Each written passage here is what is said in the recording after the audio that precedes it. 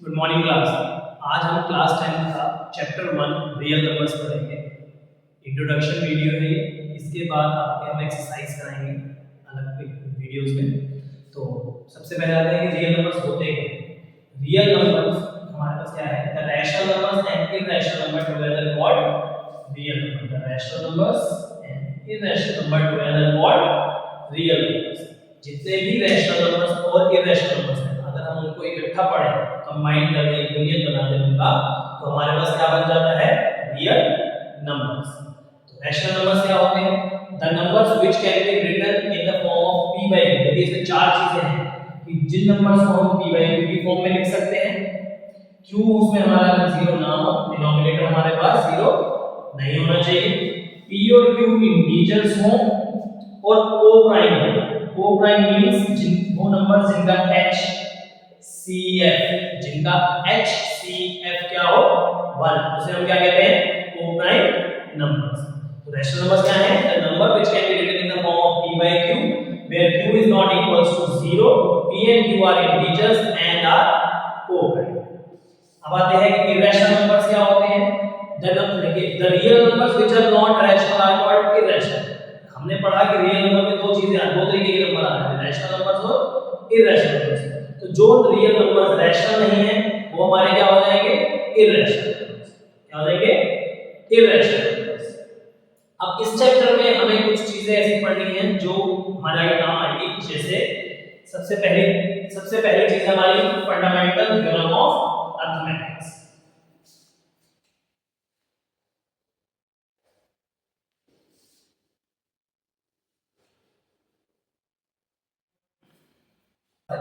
Fundamental theorem of arithmetics. Fundamental theorem of arithmetics क्या कहती है कि every composite number can be expressed as a product of prime numbers and the prime factorization of the composite number is unique irrespective of their order।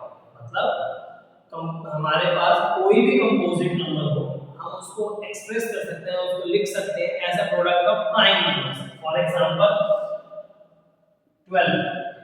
12 के अगर हम prime factorisation करते हैं तो 2 into 6 12, 2 into 3 6, 3 into 1, तो हमारे पास 12 की prime factorisation आई 2 into 2 into 3।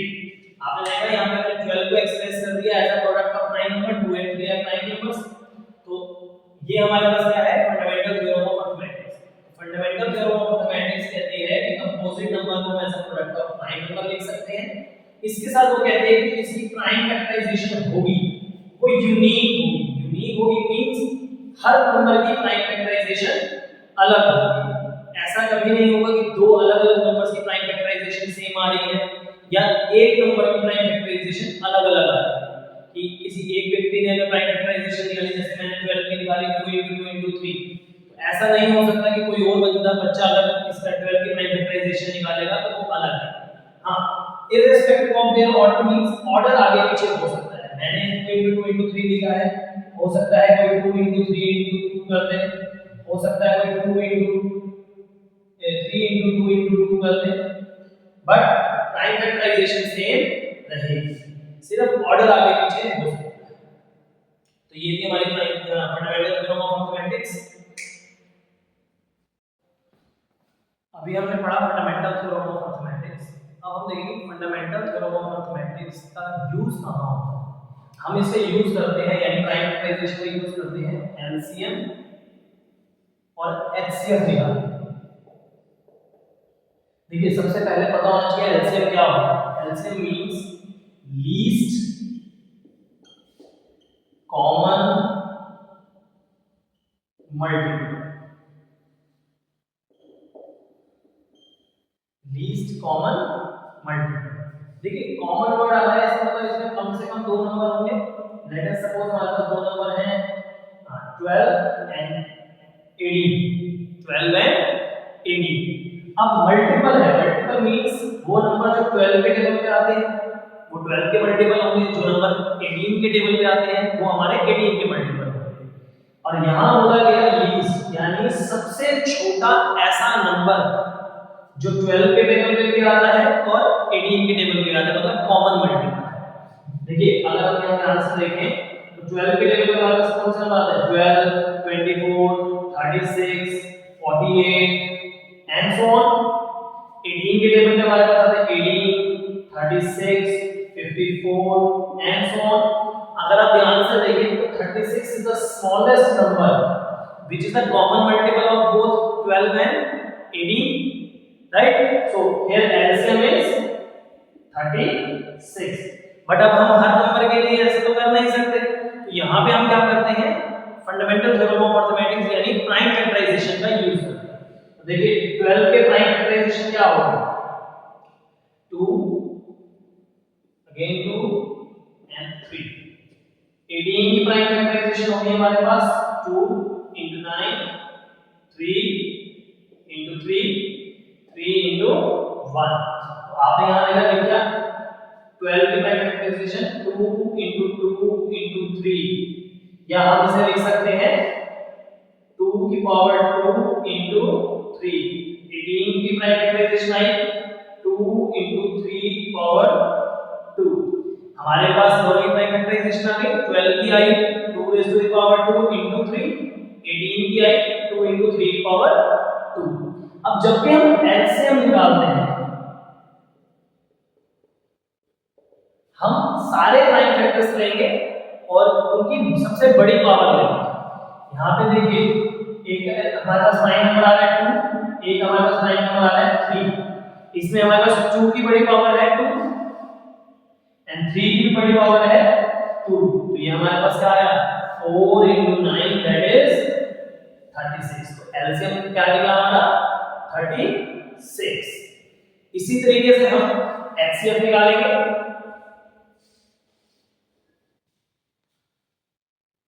अगर हम बात करते हैं HCF की, तो HCF हमारे पास होता है हाईएस्ट कॉमन फैक्टर। देखिए फैक्टर मींस जैसे आपको एक नंबर गिवन है 12, तो 12 के फैक्टर क्या होंगे? जिन जिन के टेबल में 12 आता है, लाइक 12 हमारे पास आता है 1 के टेबल पे, 2 के टेबल पे, 3 के टेबल पे, 4 के टेबल पे, 6 के टेबल पे और 12 के टेबल पे। तो ये सारे हमारे क्या हो गए? Factor of 12। ये क्या हो गए हमारे सारे? Factors of 12। इसी तरीके से अगर हम 18 की बात करें, फैक्टर्स ऑफ 18, तो 18 के फैक्टर हमारे पास आएंगे 1, 2, 3, 6, 9 एंड 18। ये सारे नंबर हमारे क्या हो गए? 18 के फैक्टर्स हो गए। हमें बोला गया कॉमन फैक्टर। अब कॉमन मींस जो दोनों में आ रहा है। अगर आप ध्यान से देखें तो दोनों में 1 भी आ रहा है कॉमन, 2 भी आ रहा है कॉमन, 3 भी आ रहा है कॉमन, 6 भी आ रहा है कॉमन, राइट? बट यहाँ पे क्या लिखा है? हाईएस्ट कॉमन फैक्टर, मतलब सबसे बड़ा कॉमन फैक्टर। तो सबसे बड़ा कॉमन फैक्टर हमारे पास यहाँ पे क्या है? 6। तो एचसीएफ क्या आ गया? 12 और 18 का 6। बट अगेन हम हर नंबर के ऐसे फैक्टर्स नहीं निकाल सकते, तो हम यहाँ पे भी क्या यूज करेंगे? प्राइम फैक्टराइजेशन, यानी फंडामेंटल थ्योरम ऑफ अरिथमेटिक्स से यूज करेंगे। हमने अपने प्राइम फैक्टर्स निकाल दिए। जैसे हमने एलसीएम में बड़ी पावर ली थी, हमें एचसीएफ में क्या करना है? जो दोनों नंबर्स में कॉमन फैक्टर है वो लेने हैं और उनकी मिनिमम जो हमारे पास पावर है वो लेनी है। तो इधर आप देखेंगे 2 और 3 दोनों ही कॉमन है और मिनिमम पावर यहाँ पे 1 है, क्योंकि 2 की पावर 1 दी हुई है छोटी पावर, तो हमने 2 की पावर 1 ली है। 3 की वो छोटी पावर भी 1 है, तो हमने 3 की पावर भी 1 लिया। तो 2 into 3 हमारे पास क्या आ गया? 6 HCF। इस तरीके से हम निकालते हैं HCF ऑफ 2 नंबर्स और HCF ऑफ 3 नंबर्स। अगर ये क्वेश्चन करके देखेंगे तो हमें आ जाएगा। इसके बाद हमारे पास जो टॉपिक है, इसकी एक प्रॉपर्टी होती है। प्रॉपर्टी क्या कहती है? प्रॉपर्टी कहती है कि अगर हम किसी भी दो नंबर्स का एलसीएम और एलसीएम निकालते हैं तो उनका प्रोडक्ट जो है वो इक्वल आता है उन्हीं दो नंबर्स के प्रोडक्ट के। ध्यान रखिए ये प्रॉपर्टी सिर्फ दो नंबर में लगेगी। अगर आपके पास कोई भी दो नंबर दिए, फॉर एग्जांपल जैसा कि हमारे पास नंबर्स थे 12 और 18, तो हमारे पास दो नंबर्स थे, इन दोनों के जो एचसीएफ और एलसीएम का प्रोडक्ट होगा वो इन दोनों नंबर्स के प्रोडक्ट के इक्वल आएगा। यानी कहने का मतलब है एचसीएफ हमारे पास आया 6, एलसीएम हमारे पास आया 36, इन दोनों का जो प्रोडक्ट आएगा वो 12 * 18 के इक्वल होगा। और ये बहुत इंपॉर्टेंट टॉपिक है, इससे एक क्वेश्चन आ जाता है। तो अगर आपको चेक करना हो तो आप कैसे चेक करेंगे, आप लिखेंगे एलएचएस, एलएचएस में हमारे पास था एचसीएफ * एलसीएम, तो 6 * 36 आपने किया, इट विल बी 216। और आप अगर आप आरएचएस देखते हैं यानी प्रोडक्ट ऑफ नंबर 12 * 18, तो ये भी हमारे पास क्या आता है मल्टीप्लाई करके 216। तो ये दोनों हमारे इक्वल। ये प्रॉपर्टी बहुत इंपॉर्टेंट प्रॉपर्टी है, very important property of this chapter, right. इसके बाद हम आते हैं irrational numbers.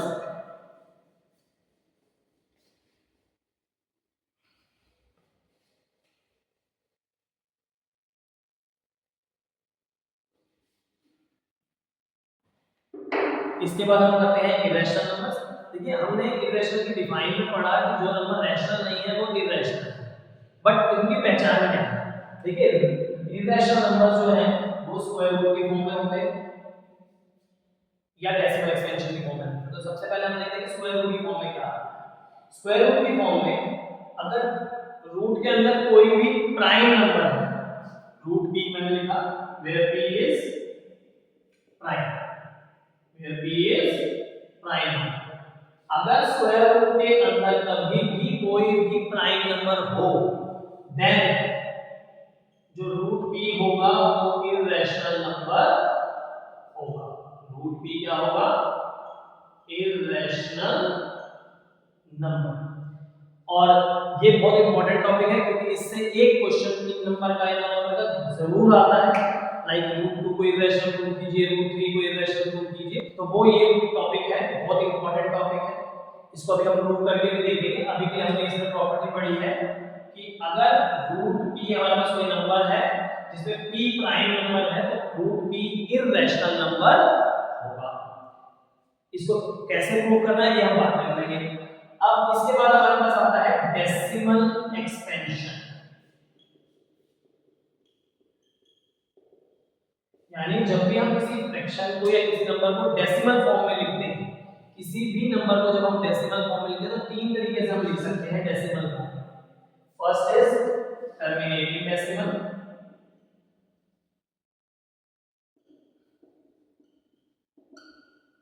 Second is non terminating,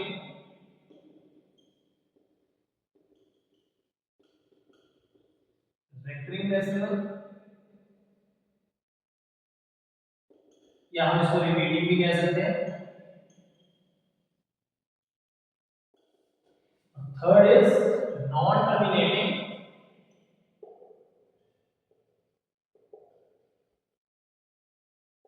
non recurring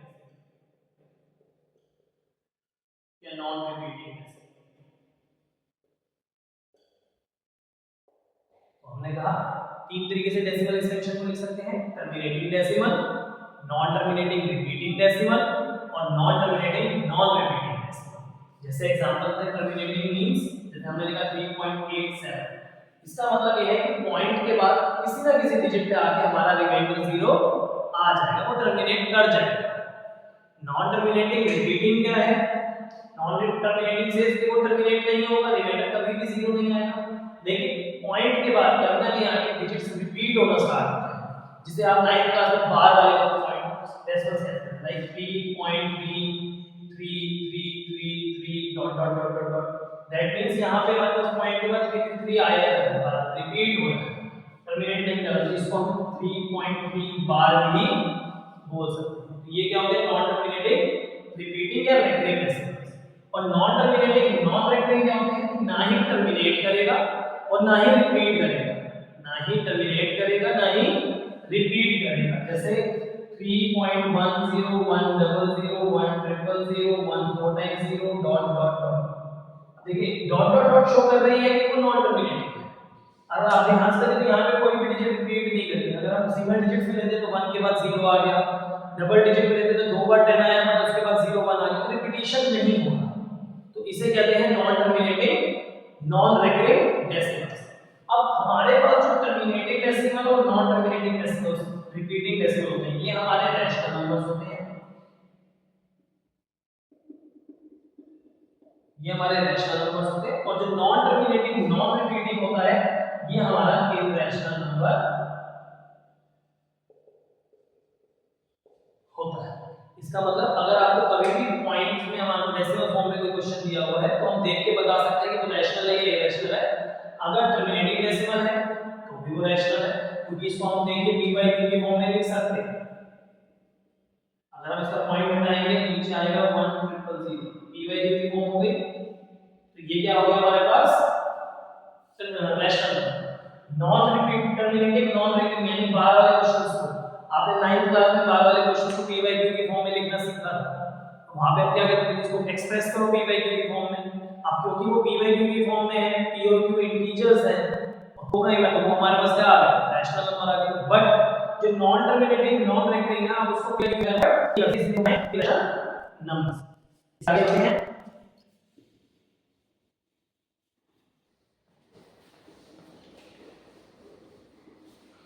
इसके आगे अब मान लीजिए आपको कोई फ्रैक्शन दी हुई है और आपको पता लगा, इसके आगे मान लीजिए आपको कोई फ्रैक्शन दी हुई है डेसिमल, आपको पता लगा non terminating non repeating decimal, non terminating कैसे डेसिमल है या इसके साथ non terminating non repeating decimal है, तो उसके लिए क्या है कि आपके पास अब यहां पे आपको बोला इसका टाइप ऑफ डेसिमल बताइए क्या है।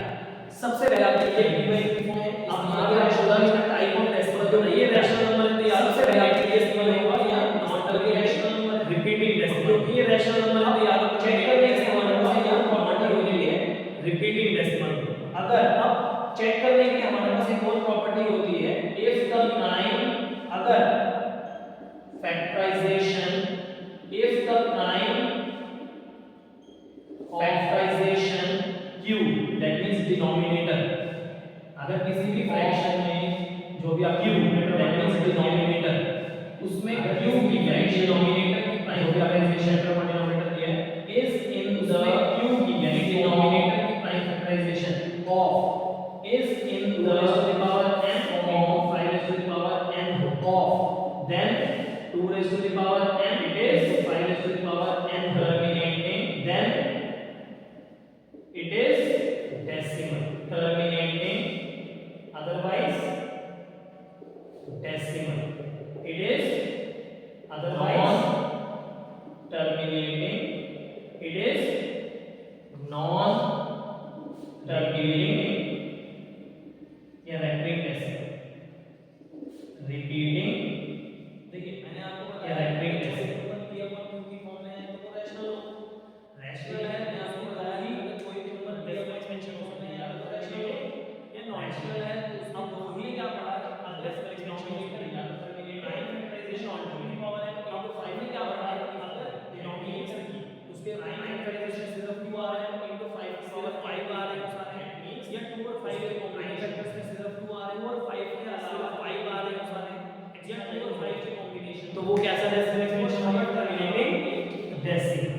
और अगर 2 और 5 के अलावा कैसा डेसिमल एक्सपेंशन नंबर आ जाते हैं तो वो हमारे पास क्या हो जाएगा, और नॉन टर्मिनेटिंग 5 के अलावा रिपीटिंग और भी नंबर आ जाते हैं तो वो हमारे पास क्या हो जाएगा नॉन टर्मिनेटिंग q है रिपीटिंग डेसिमल। बट वो प्राइम कंडीशन ये होती है कि p और q है ना जरूरी, क्योंकि रैशनल प्राइम होना, अब अगर आप ध्यान से देखें 13 में होना जरूरी है कि रैशनल प्राइम डिफाइन कर रहे हैं, p में अगर आप ध्यान से देखें 13 फैक्टराइजेशन होता है। अगर मैं 3.25 की प्राइम फैक्टराइजेशन करता हूं 25 5 and 125 3.25 की प्राइम फैक्टराइजेशन है 5 की power 5 and 1 right. 3.25 prime factorisation is 5 की पावर of 3 राइट। अब इसकी प्राइम फैक्टराइजेशन हुई 5 फैक्टराइजेशन of 3 देखिए इसी फॉर्म में आ गया, 2 की पावर है पावर 0 है 5 की पावर 5, ये हमारे पास ऐसा डेसिमल एक्सपेंशन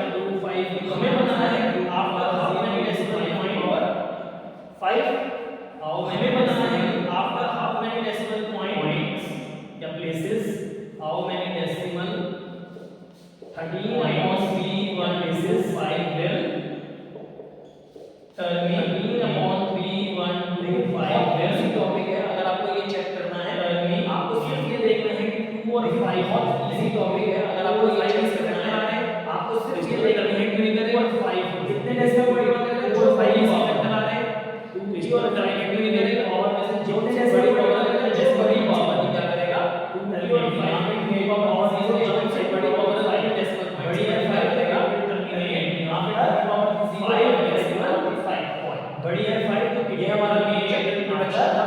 5 में सबसे इंपॉर्टेंट क्वेश्चन हमारे पास है ये हमारा मेन चैप्टर इंट्रोडक्शन करने वाले। इसमें सबसे इंपॉर्टेंट क्वेश्चन हमारे पास है जो करेंगे रैशनल साइंस करेंगे करने वाले। ये हमारा पूरा चैप्टर 1 रियल यूनिवर्स का साइंस करेंगे। अगर आप ये कोई भी डाउट आता है चैप्टर 1 रियल यूनिवर्स का आते हैं इंट्रोडक्शन। और अगर आप वीडियो ये डाउट आता है एक्सरसाइज कमेंट कर सकते हैं।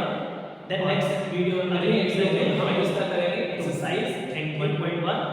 देन नेक्स्ट वीडियो में करेंगे एक्सरसाइज 1.2। Thank you.